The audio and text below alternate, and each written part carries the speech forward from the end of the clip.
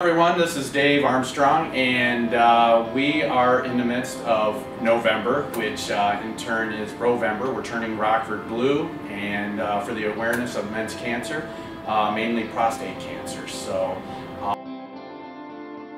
the Grow It Bro campaign is mainly focused on growing a healthy community and promoting the awareness for the men's prostate cancer research that's being done here locally.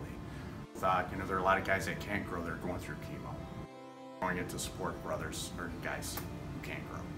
The money raised and the awareness that we're raising is for the health of our community and beyond. I mean, the work that they're doing here is amazing. So help us support it and look forward to seeing you. We'll grow it, bro. Grow healthy and help us support local.